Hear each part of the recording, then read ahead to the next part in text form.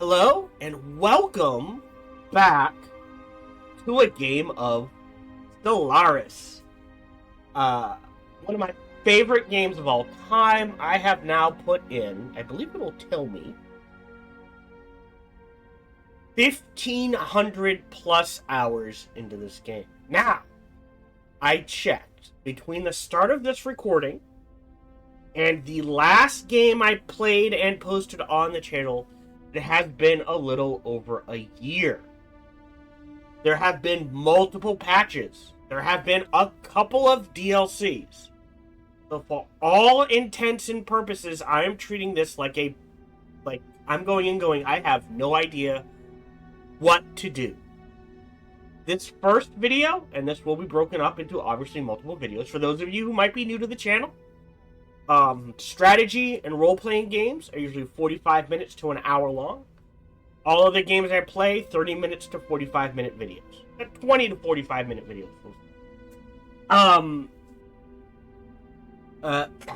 To keep the number of videos in a series reasonable.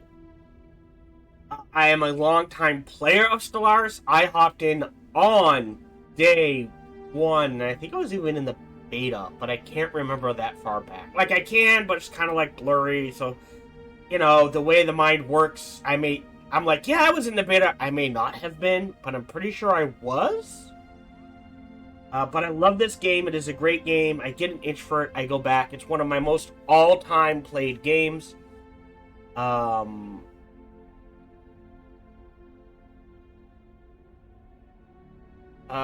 think... can I look... Not recent activity. How do I see... Store, library... Oh, favorites... Oh, yeah! Yeah, wow! Okay. I think these are recent games, not all time. Hours played... Ready to play only.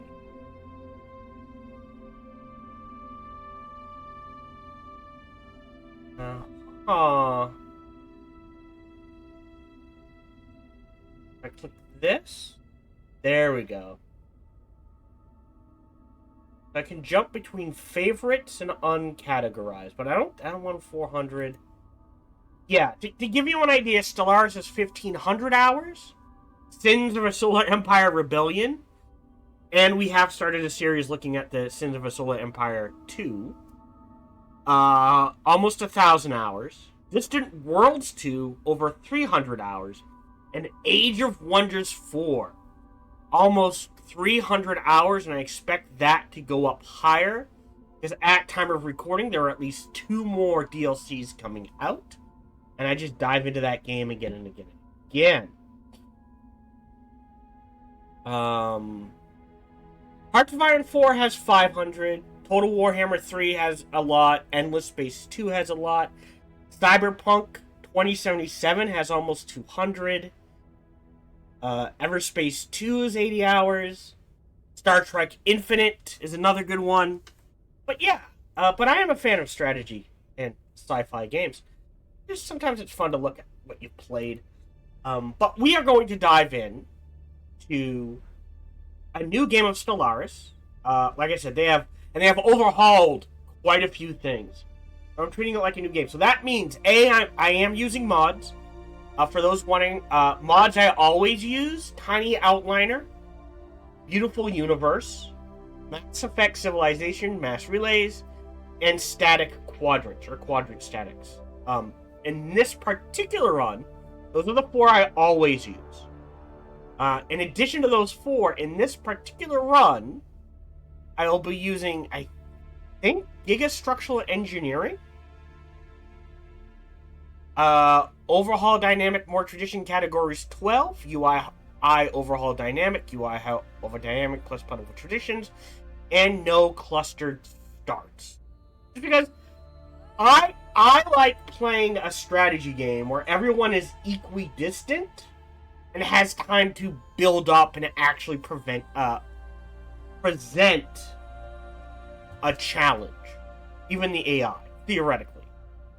I don't know if it will. I know they have tweaked the AI and difficulty settings and things like that. So we're going to start a new game. We're going to create a new. Because they've added a few things. Nothing new here. If we jump down to Origins... Ignore this. These are all modded Origins. This is modded. This is modded. This is modded. Frame World. Forebears in a distant past. This is definitely a mod. That's neat. Away on an island. In a space far away.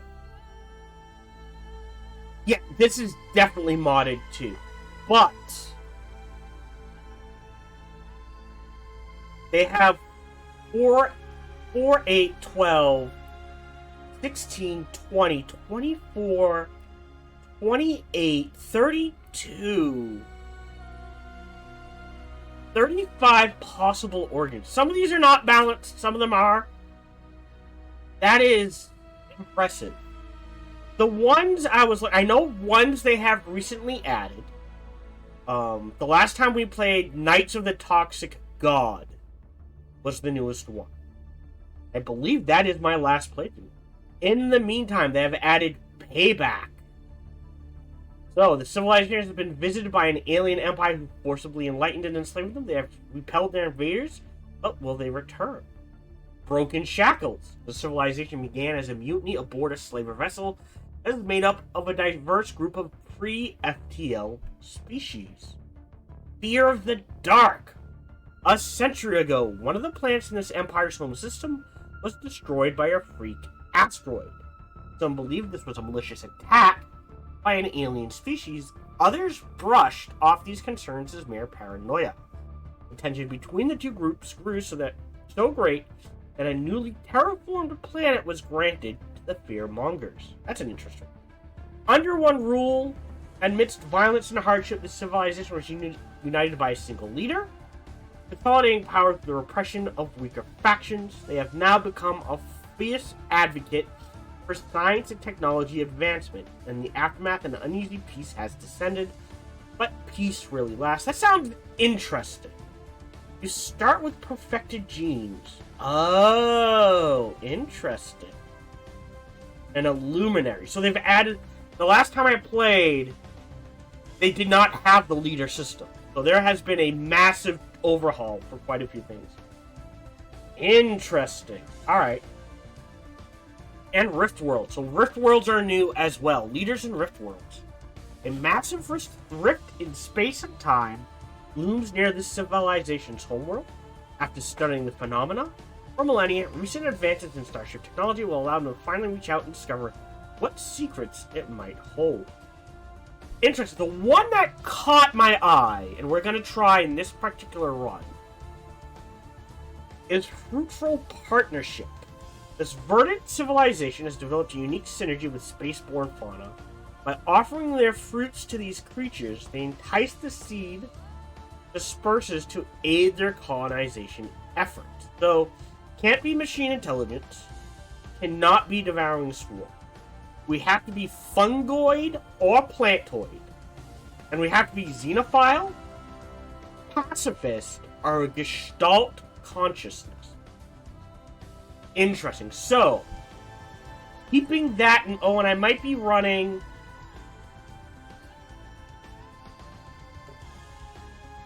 I might be running a mod for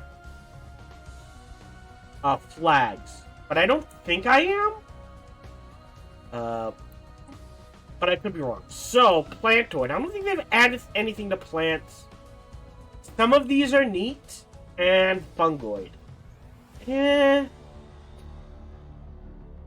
Unfortunately, none of them are really jumping out at me.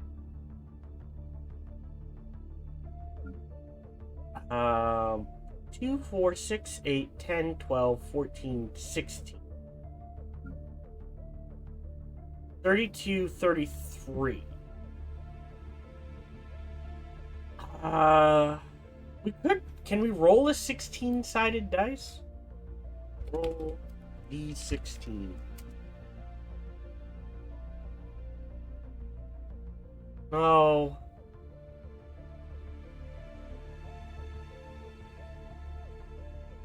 Yeah, there's no dice roll that rolls a D16.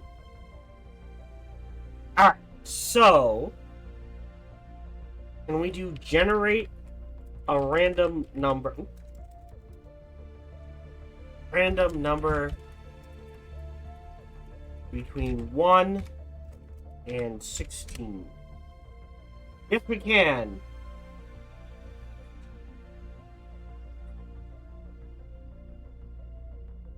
4, 6, 8, 10, 12, 14. Alright, so there's 1, 2, 3, 4, 5, 6, 7, 8. 1, 2, 3, 4, 5, 6. Alright, we're gonna be these guys. Great. Name, I don't actually care. We're gonna be asexual. That's nice. Let's be these guys, the Panaxalia. The name lists, since we're plants. Let's see. Drifting Leaf, Final Blossom. We'll go with Plantoid 1. Traits. So they've done rebalancing and they've added some traits. I think. Yeah, they added invasive species. Can only select negative or botanical traits. For each negative trait selected, habitability goes up plus 5%, pop growth speed goes up 5%. That's an interesting one. Like, if you take invasive species,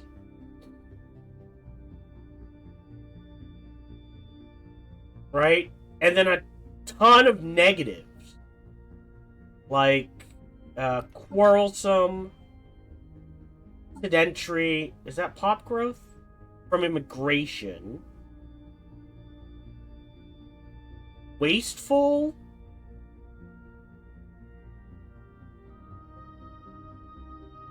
And I don't want to do slow warners. Weak. Right? That is potentially a plus 20% habitability bonus. Right? And a plus 20% pop growth speed bonus. Which is hilarious. I don't know how well it would work. I mean, there's a ton of negatives, but you can always get rid of them eventually anyways. So it's that thing like, early game, you take all the negatives. Fine, whatever.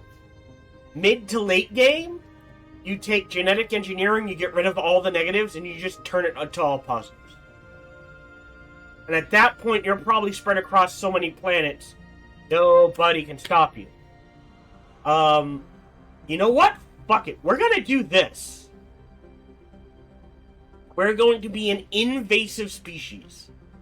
So we have a 20% bonus to where we settle. If I'm understanding this correctly.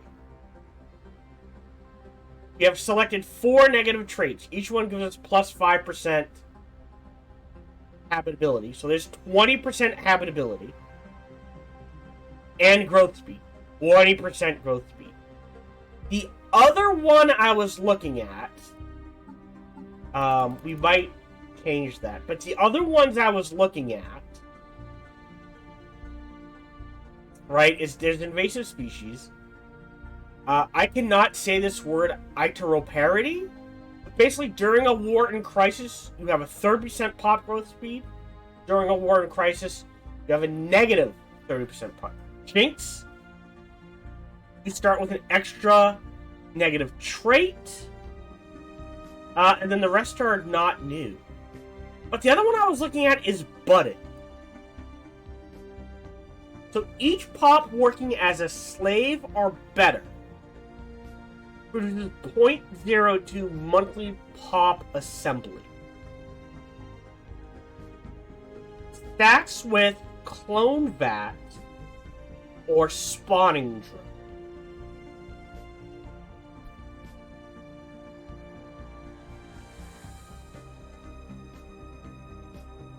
So, the more of our species on a planet, the faster our species grow. Which that was the one I was originally looking at. But, so if we get, late game, you're looking at 20 or 30 pop per planet? Right? 0.02? Time 10 is 0.2, right? So that means theoretically, 20, 30 of your species on a planet, you should be popping out another species, more of your species every few cycles.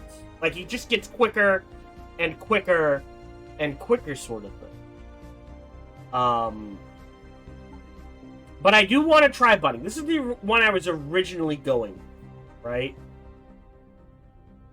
And if you take budding, you cannot choose rapid breeders or slow breeders. That's fine. You can't choose incubators. That's fine. Can't choose any of this. That's fine. You could choose psychological infertility, that kind of makes sense. You could still choose invasive species. So you can stack these two.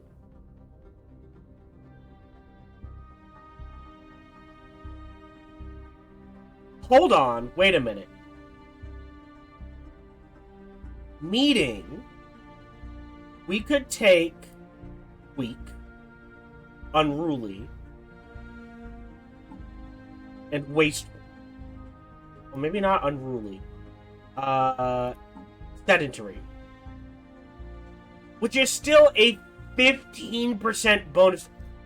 Oh, we're gonna do this. I didn't realize you could stack invasive species with budding. I have no idea how this is gonna play. I think it's just gonna be fun to play. Now, if you're... I'm gonna mention it in this episode. This will be its own episode because we are making a species. And I will mention again at the start of the actual first gameplay episode. I am not the best person at this. I am average, I consider myself. That sort of thing.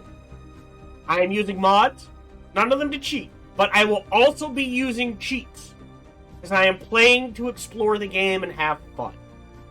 I will try to limit the cheats I use. And I do admit I have played a few practice games. Not with this species. So I am aware of some of the changes. So we're going to be a budding invasive species who are weak, wasteful, and sedentary. But our whole thing is we land on a planet and then we just multiply like crazy. Alright, let's try it. Next, homeworld.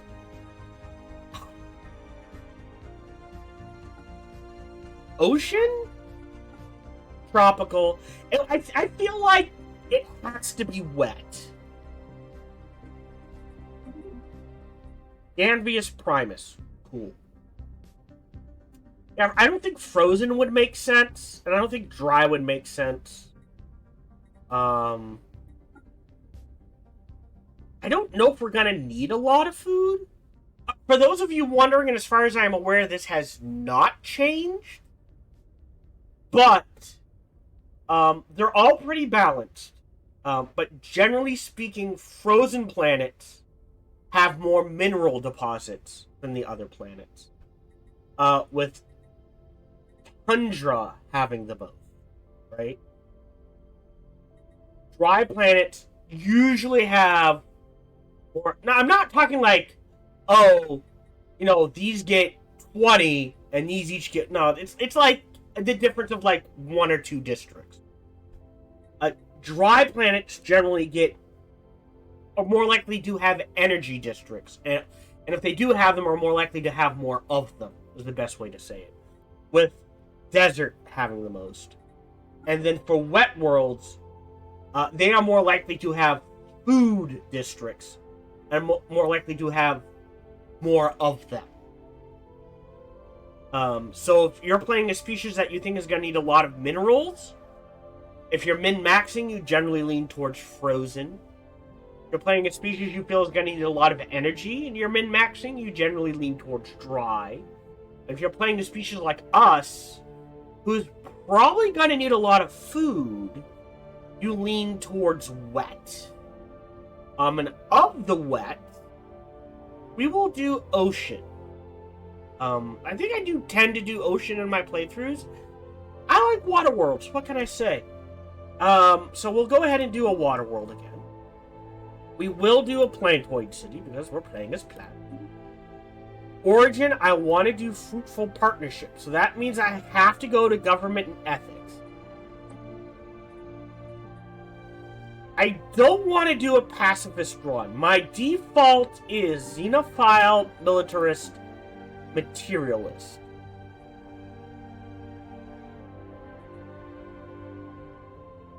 Let's try egalitarian, though. That limits us to an oligarch. Effective counselor skill +2. Or democratic. Which is unity from factions and edicts fun. I guess we'll do oligarch. I mean, that means our counselor skill levels will be technically 2 higher. So that's pretty good. So, as opposed to 1, they're 3. You know, 2 is 4, 3 is 5, so on. I think it still caps out at 10, as far as I'm aware. So we're going to take the fruitful partnership. The government ethics oligarch. We'll do a mishmash. I don't know if I will, but I was leaning towards trying to get vassals, but unsure, you know, kind of up in the air. We'll see how things go. Anglers is a fun one. We do have an ocean world. That means we're producing a lot of food and consumer goods. New one, the Crusader's Spirit is a new one. Commanders start with the Crusader's trait. Can only use Liberation Wars policy. Is interesting. That means we can't really do vassals, though. And I do want that option. Dark Consortium could be a fun one. Starts with Dark Matter Drawing, already researched. Gives access to special edicts.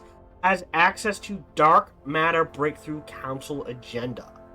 We get Dark Matter from researchers. So the more researchers we have in government, right, the more dark matter we make. Which isn't... Oh, it's a... Yeah, no, so it's a council position. Which is interesting. So there's a whole council thing. Which, again, played a couple of test games, only for like an hour or two. So they have drastically overhauled the leaders since the last time I played. We'll look at that when we get there. I don't think Diplomatic Corps is new. Eager Explorers is an interesting one. Start with 2 exploration vessels, an engineering vessel. Starts us at a disadvantage. But we're very eager to explore things. And we have the Minister of Exploration. Faster research speed, faster excavation speed, and an increase in jump drive speed. But you very quickly want to get out of that, so... leading out of that one, Heroic Past. So the legendary heroes of the past inspire the civilization's young people to achieve the extraordinary. As role models, government officials are expected to embody those ideas. So extra officials, and we have a grand storyteller, which is an interesting one. So the higher the level of our grand storyteller in the council position, more people are going to be attracted to our government. And our leaders are going to get better experience gain, which is an interesting one. Hyperspace specialty. These are all new. I'm only looking at the new ones. The society has always embraced speed. Manipulation of hyperspace is just another thoroughfare, and those with aptitude in the field have risen to the highest caste. Hyperlane breach points is guaranteed research option. Range, sublight speed, research speed, physics. Each Hyperlane Registrar Starbase building also provides +1 stability. Interesting. What's a Hyperlane breach point?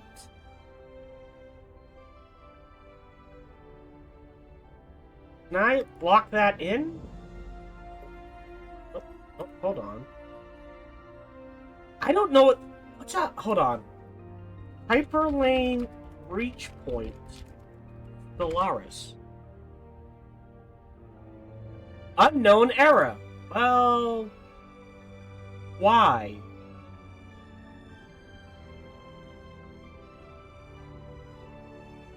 Copy?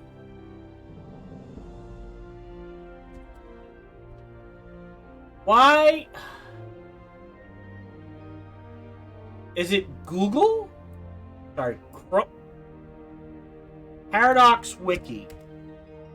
I can't even get into the Stellaris Paradox Wiki. That's not right. Stellaris Wiki. Nope, can't get in. Wow. Alright, I bet you it's the VPN I'm using. But I'm not disabling it while I'm streaming. So... Yeah, I need to switch VPN. I'm leaning towards that one. Idealistic, that's the new one. Idyllic Gloom can build Gaia Cedars on your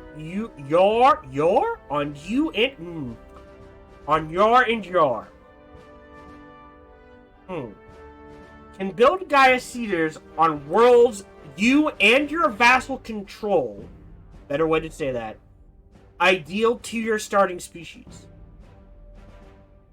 Facilities spread across the planet, progressively bring closer to becoming a Gaia world before upgrade phases.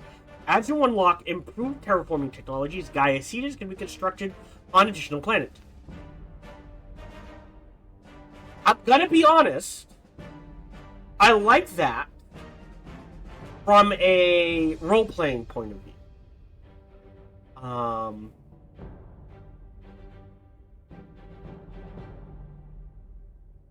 Oh, this civic cannot be manually added or removed after the game has started. Oh, I've never noticed that before. Do any of the others have that? Ah, Eager Explorers. This civic cannot be... Interesting. Maybe this is new?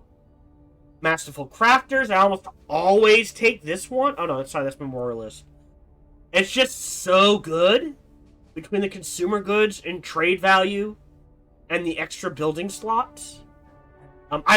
Okay.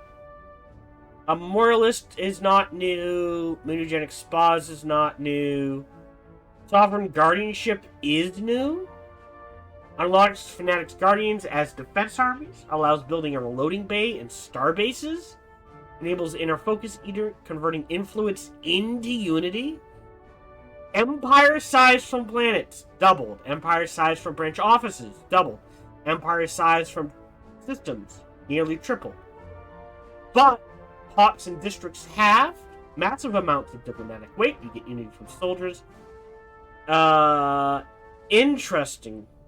This collection of warring tribes developed a historical preference for entrenched territories and defensive posturing. Now united, they're prepared to bring the philosophy to the stars, aiming to keep their borders solid, intentions low.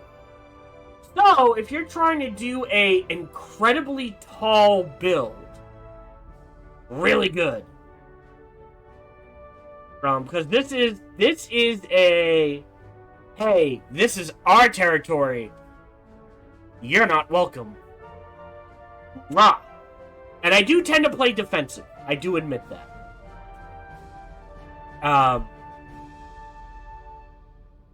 And this gives massive defensive bonuses. I think Vaults of Knowledge, I don't think these are new. I don't think that's new. Any other new ones? Dimensional worship is a new one, but we're not going to do it because you need to be spiritualist. This society believes that a divine existence lies beyond the folds in space and time. Systems where instability is the highest hold a sacred meaning to them as sites of both pilgrimage and research. Allows our empire to build a dimensional shrine, star-based buildings and systems containing a wormhole, an astral scar, an astral lift, an L-gate, or a shroud tunnel. Each dimensional shrine provides plus 10 unity. We get a lot of monthly astral thread, more astral rifts, rare technologies appear more often. More each priest provides physics. Interesting. Imperial cult, I think, is a new one. Room's home planet has additional priest jobs. More edicts, priest output. Oppressive autocracy, I think, is a new one. Only the elite of the elite deserve the best of the best. Everyone else is expected to provide for the ruling class and their lackeys. Rule of happiness, unity from enforcers. Forced dystopian society living standard under which non-ruler jobs have decreased consumer goods upkeep. Only ruler jobs and enforcers have amenities upkeep. Most pops generate additional crime. Only rulers can produce amenities. Forbids hollow theories. So you're gonna be dealing with crime. Pompous purists. That's a new one. A society so utterly convinced of their own superiority that any attempt of diplomacy not initiated by themselves will be utterly ignored. Oh, that's hilarious. Can only engage in diplomacy with other empires if they say hello first. That's a fun one. Selective kinship is a new one I've never seen before. In an uncertain universe, only kin can be trusted. This civilization is selective about the species it defines as equals. Opinions of empires with shared species class 100. All others minus 50. Pops of our species class have full citizenship. All others are barred. Citizen happiness while sharing a planet with the same class increased, while oppressing others decreased. Interesting. Is not xenophile or fanatical. This is a hard one to get. I think shared burdens is another new one. The society believes in an equitable distribution of resources, making little to no distinction between the needs of ruler and ruled. All work together for the benefit of the whole. Allows shared burden living standards under which all pops have moderate consumer goods. Have moderate consumer goods upkeep, regardless of strata. Disables the use of other living standards. Grants access to the communal housing outreach holding. Doubles all unity gain from the egalitarian faction. Interesting. Okay. Okay. So, working communism that works, or extreme social democracy, must have fanatic egalitarian, cannot be xenophobic, does not have technocracy, does not have pleasure seeker. Hold on, let me check the origin. That could be a fun one too. Let me check the origin. Some degree of xenophile or pacifist. So if we wanted to, we could get rid of military, switch to this, because we have to be democratic. But now we can take shared burden. Interesting. I don't think parliamentary system might be new. Interesting. So we could do hyperspace specialty. Shared burden. Okay. Or, you know what would really fit well with what, like, in my mind, balance in all things. Idyllic bloom combined with shared burdens would fit very well RP wise.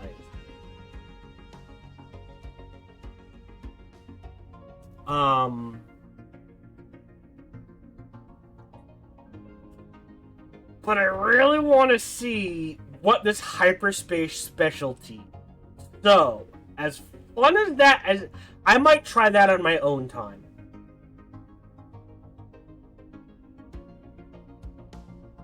Or, you know what? I'll do hyperspace specialty in my own time because I can throw that on anyone. Alright, so we're gonna do... Can we still take... Hold on, I just wanna... Okay, we can still take Masterful Crafters. I'm telling you right now, we're going to add Masterful Crafters at some point. So we're gonna take Shared Burdens... and Idyllic Bloom.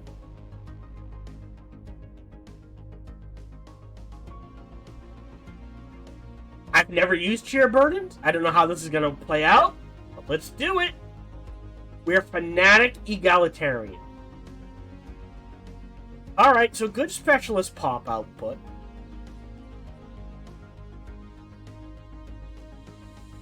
More insights, more trade value, and an extra envoy. But we have to be democratic. But we do get an extra leader pool size. Okay, cool. The worker. Workers of the galaxy, unite. You have nothing to lose but your restraining fields. I mean... what does the plant sound like?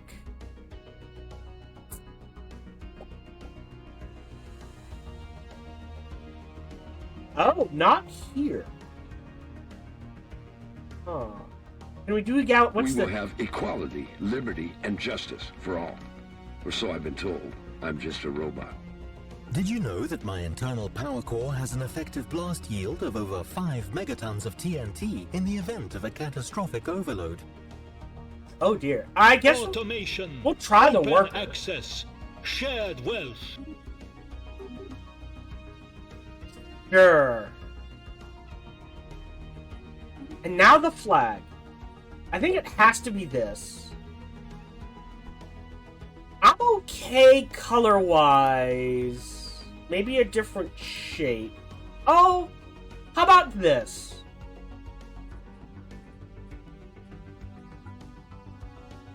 Or this, reversed?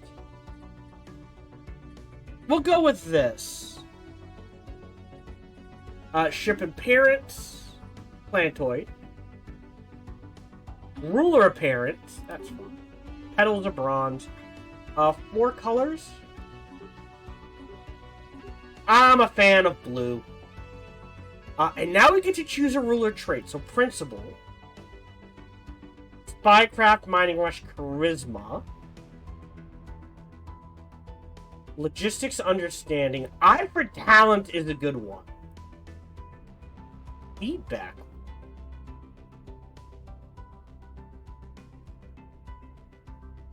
Fires Gestalt Conscience. Alright. I mean, they're all good. You can't go wrong with Eye for Talent.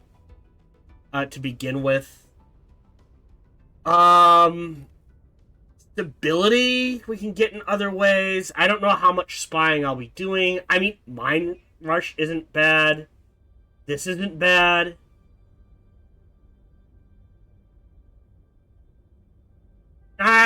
It's a safe one. I'll do Eye for Talent. And we're done. So we're definitely doing role play.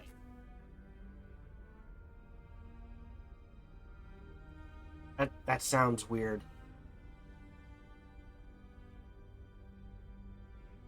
But this is our species. We're Fanatic Egalitarian. We're Xenophile. We try to do a balance between science and nature. Shared Burns, Idyllic Bloom. That does cue you in for if you're wondering. I plan to go genetics for the super tech and Gaia work at some point. So those are two traits, whatever they're called. I'm drawing a blank right now, that we are definitely choosing. I am using a mod that allows me to choose up to 12. I'm hard capping myself at 10. And it may break the game. I understand it's the mods I'm using, don't worry. For our species trait, budding invasive species. So, for every member of our species on the planet, we have a slave or better, 0.02 monthly organic pop assembly. So if there's 10 people on the planet, it's 0.2. There's 100 on the planet, it's 1 a month. I don't think you can go that high. But you can see how it takes a while, but it can get going. On top of that, we are an invasive species. So for every negative trait, not only do we get plus 5% habitability, but we get pup plus 5% growth speed. So in addition to budding, if I'm doing the math correctly, we should have a 15% habitability bonus. Meaning, as opposed to 60 to 80, we should be starting, right? Usually around like 75 to 95, I think. And they've hard capped it at 95 now. You can't go up to 100, I believe. And a 15% growth speed, which is huge. I like this. Nice. Alright. Done. Now, I'm resetting to default. Empire Place clusters. I like 8 empires. I don't like advanced AI starts, advanced neighbors off, fallen empires, marauders on, crisis strength at 1, crisis type random. But I like that we can choose now. I think they did add that. I do, for whatever reason, when I play the game, and keep in mind, I have 1,000 hours in, I have seen Unbidden umpteen numerous times. I can count the number of times I've seen the Praetorian Swarm on 2 hands.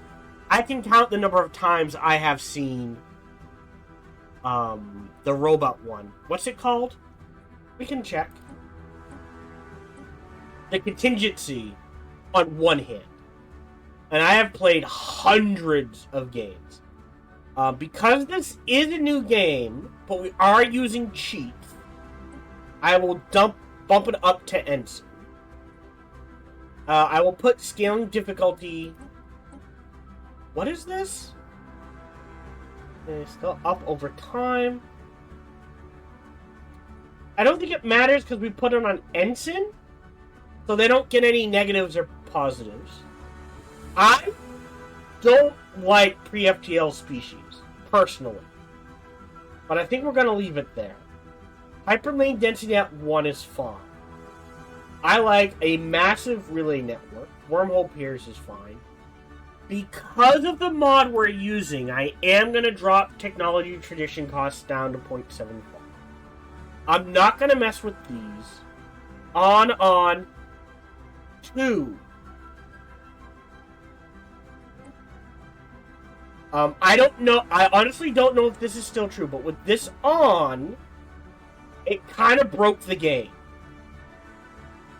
That still, it may no longer be true, because it used to have a warning if this is on higher galaxy size settings, and late game it could seriously impact memory usage.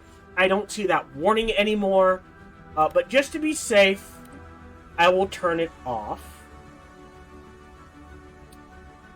If I turn Iron Man mode on, nope, because I'm using mods, so it doesn't matter. I believe that is everything.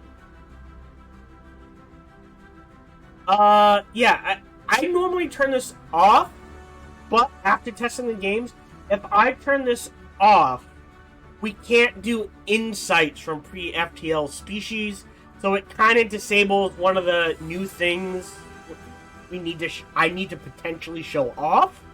So we leave it as is. Hyperlane density. I find 0.5 to be a little restrictive. I find 1 to be a little too much personally. Like people who play like, oh, that's the wrong thing.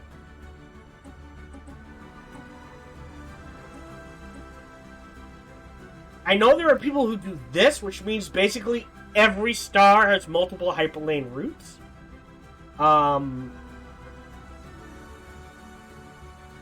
But we'll do 1. Okay. Yeah, I think this is it. So I will put a cut in here, and this is our species creation. / galaxy creation. Thank you very much for joining me. Again, reminder, if you watch the playthrough, I will be using mods. Again, not to cheat. But I will also allow myself to use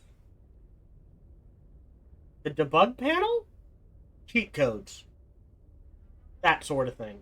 I will try to limit it, but again, we're just exploring and having fun. I will be saving often. I will save scum.